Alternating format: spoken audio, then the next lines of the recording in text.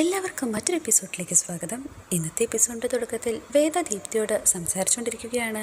നിന്നോട് മാത്രമായി വരുൺ പറഞ്ഞിട്ടുള്ള പല കാര്യങ്ങളും വിക്രം അറിഞ്ഞിട്ടുണ്ടെങ്കിൽ അവർ തമ്മിലുള്ള ബന്ധത്തിന് ഒരു സത്യമില്ലേ? ഇതെല്ലാം കേട്ടു നിന്നൊരാൾക്ക് ഒരിക്കലും വരുണിനെ അങ്ങനൊന്നും ചെയ്യുവാൻ കഴിയില്ലെന്നാണ് വേദ ദീപ്തിയോട് പറയുന്നത്.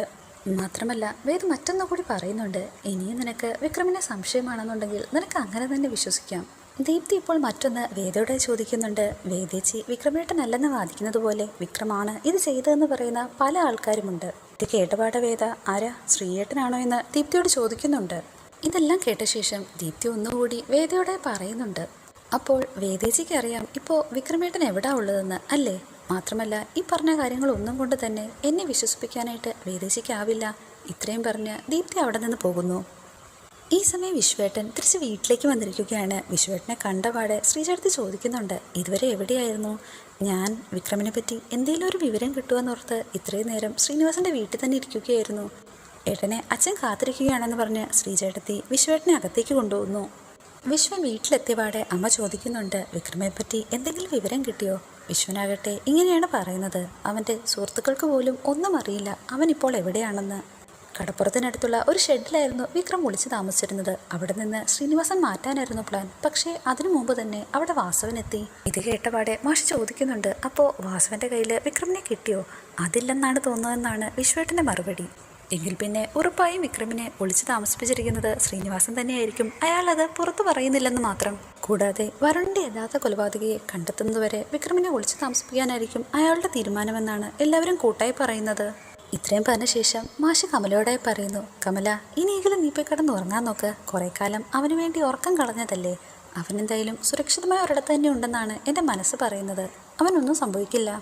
ഈ സമയത്താണ് മാഷിൻ്റെ ഫോണിലേക്ക് സിഐയുടെ കോള് വരുന്നത്. നാളെ നമ്മളോട് 3 പേരോടും സ്റ്റേഷനിലേക്ക് എത്താനാണ് പറഞ്ഞിരിക്കുന്നതെന്ന് മാഷ് അവരോട് പറയുന്നു. ശ്രീചേട്ടത്തി മറ്റൊന്നിപ്പോൾ മാഷിനോടെ ചോദിക്കുന്നുണ്ട്, വിക്രം ശ്രീനിവാസൻ്റെ അടുത്തുണ്ടാകുമെന്ന് മാഷിന് ഉറപ്പുണ്ടോ? അത് താൻ കമലയെ സമാധാനപ്പെടുത്താൻ വേണ്ടി വെറുതെ പറഞ്ഞതാണെന്നാണ് മാഷ് പറയുന്നത്. ഇത് കേട്ട് നിൽക്കുന്ന നന്ദിനിയാകട്ടെ കിട്ടിയ അവസരം എന്ന് പോകണം അവരോടായി പറയുന്നു, ഞാൻ വിചാരിച്ചു ശ്രീനിവാസൻ്റെ തട്ടും പുറത്ത് അവൻ ഉണ്ടും പുറങ്ങിയും കഴിയുവാണെന്ന്. ഈ സമയം വിശ്വേട്ടൻ ശ്രീനിവാസൻ്റെ വീട്ടിൽ വെച്ചുണ്ടായ ഓരോ കാര്യങ്ങളായി ശ്രീചേട്ടത്തോട് പറയുകയാണ്. മുമ്പ് എവിടെയാണെങ്കിലും വിക്രം ഇതേപോലെ ഒളിവിൽ താമസിക്കുന്ന സമയത്ത് ആരുടെയെങ്കിലും ഫോണിൽ നിന്ന് ശ്രീനിവാസനെ ബന്ധപ്പെടാറുണ്ടായിരുന്നു. പക്ഷേ ഇത്തവണ അതുണ്ടായില്ല. അതിന് കാരണം എന്തായിരിക്കുമെന്നാണ് ശ്രീചേട്ടത്തി ചോദിക്കുന്നത്. ചിലപ്പോൾ ഫോൺ ഓൺ ചെയ്യുന്ന ആ നിമിഷം തന്നെ ആളുകൾ തിരിച്ചറിയും എന്ന ഭയം കൊണ്ടായിരിക്കുമെന്ന് വിശ്വേട്ടൻ പറയുന്നു. ശ്രീചേട്ടത്തി ഇപ്പോൾ മറ്റൊരു സംശയമാണ് മുന്നിലേക്ക് വെക്കുന്നത്. ഒരുപക്ഷെ വിക്രം ഇപ്പോൾ അറിഞ്ഞുകൊണ്ട് മാറി നിൽക്കുന്നതാണെങ്കിലോ? അതായത് വേദിക്ക് കൊടുത്ത വാക്ക് പാലിക്കാൻ വേണ്ടി ഇവിടെ നിന്ന് മാറി വളരെ ദൂരെ മറ്റേതെങ്കിലും ഒരു സ്ഥലത്ത്, അതും വേദിയുടെ അറിവോടുകൂടി മാറി താമസിക്കുകയാണെങ്കിലോ? ചിലപ്പോൾ വേദയ്ക്ക് അറിയാമെങ്കിലോ അവൻ എവിടെയാണുള്ളതെന്ന്? മാത്രമല്ല വേദ ഈ വീട്ടിൽ വന്നതിന് ശേഷം എന്തൊക്കെ മാറ്റങ്ങളാണ് ഉണ്ടായത്? സ്വന്തം കാലിൽ അധ്വാനിച്ച് ജീവിക്കുന്നതിൻ്റെ സുഖം ഞാൻ മനസ്സിലാക്കിയത് തന്നെ വേദ ഈ വീട്ടിൽ വന്നതിന് ശേഷമാണ്. അവള് എനിക്കൊരു താങ്ങും തണലുമായിരുന്നു എന്നെല്ലാം ശ്രീചേട്ടത്തി പറയുന്നുണ്ട്. വിശ്വനിപ്പോൾ മറ്റൊന്നുകൂടി ശ്രീചേട്ടത്തിയോടെ പറയുന്നുണ്ട്, നാളെ സ്റ്റേഷനിൽ പോകുന്ന കാര്യം ആലോചിക്കുമ്പോൾ തന്നെ പേടിയാകുന്നു. അവിടെ പോയി ഇനി എന്താവുമെന്നറിയില്ല. എന്തൊക്കെയായാലും തന്നെ നമുക്കറിയാവുന്ന കാര്യമല്ലേ പറയാൻ പറ്റൂ എന്ന് പറഞ്ഞ് ശ്രീചേട്ടത്തി ആശ്വസിപ്പിക്കാൻ ശ്രമിക്കുന്നുണ്ട്.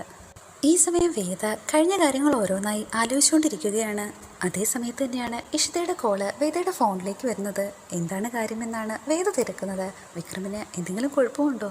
ഇല്ല, വിക്രമിനിപ്പോൾ മയങ്ങാനുള്ള ഒരു മരുന്ന് കൂടി ഞാൻ കൊടുത്തിട്ടുണ്ട്. പക്ഷേ മനസ്സിൻ്റെ ഭാരം കുറയ്ക്കാനായിട്ട് അതുകൊണ്ടാവില്ലല്ലോ. അതിന് നിനക്കല്ലേ കഴിയൂ. അതിനാണ് ഞാനിപ്പോൾ നിന്നെ വിളിച്ചതെന്നാണ് ഇഷിത പറയുന്നത്. അതിനുശേഷം ആ ഫോൺ നേരെ വിക്രമിനായി കൊണ്ടു കൊടുക്കുന്നു. അതിനുശേഷം വിക്രമിനോട് മറ്റൊന്നുകൂടി പറയുന്നുണ്ട്, ഇവിടെ നിന്ന് പോകുന്നത് വരെ ഈ ഫോൺ കൈവശം വെച്ചോ. അത്യാവശ്യം വിളിക്കാനും മെസ്സേജ് അയക്കാനും ഒക്കെ എന്നെ കാത്തിരിക്കണ്ടല്ലോ. വേദ ഇപ്പോൾ വിക്രമിനോടായി ചോദിക്കുന്നുണ്ട്, എന്തുപറ്റി വിക്രം, ഇതുവരെ ഉറങ്ങിയില്ലേ? എനിക്കും ഉറങ്ങാൻ കഴിയുന്നില്ലായിരുന്നു എന്നാണ് വേദ പറയുന്നത്. അല്ല, വേദയ്ക്ക് ഇതിന് മാത്രം ആലോചിച്ച് കൂട്ടാൻ എന്തൊക്കെയാണുള്ളതെന്നാണ് വിക്രം ചോദിക്കുന്നത്. തനിക്ക് എന്തൊക്കെ കാര്യങ്ങൾ ആലോചിക്കാനുണ്ട്? മെയിനായിട്ടും വിക്രമാദിത്യനെ പറ്റി തന്നെയാണ്. വിക്രമാദിത്യൻ ചെയ്തു കൂട്ടുന്ന ഓരോരോ അബദ്ധങ്ങൾ, മണ്ടത്തരങ്ങൾ, പൊട്ടത്തരങ്ങൾ, അങ്ങനെ എന്തൊക്കെയുണ്ട്. ഇത് കേൾക്കുന്ന വിക്രം പിന്നെ വേതാളം ചെയ്യുന്നതെല്ലാം ബുദ്ധിപരമായുള്ള കാര്യങ്ങൾ മാത്രമാണല്ലോ. ഇതെല്ലാം കേട്ട ശേഷം വിക്രം മറ്റൊന്നുകൂടി പറയുന്നുണ്ട്, ഈ നാവില്ലായിരുന്നെങ്കിൽ നിന്നെ വല്ല പരുതുകൂടി റാഞ്ചിക്കൊണ്ടുപോയാനേ. എന്തായാലും നീ ഇന്ന് നല്ല റോസ്റ്റിംഗ് മൂഡിലാണല്ലോ എന്ന് വേദയോടെ വിക്രം ചോദിക്കുന്നു. ഇത് കേട്ട പാട വേദ, അപ്പോൾ റോസ്റ്റഡായെന്ന് സമ്മതിച്ചുവെങ്കിൽ ഞാൻ ഇപ്പോൾ തന്നെ നിർത്തിയേക്കാം.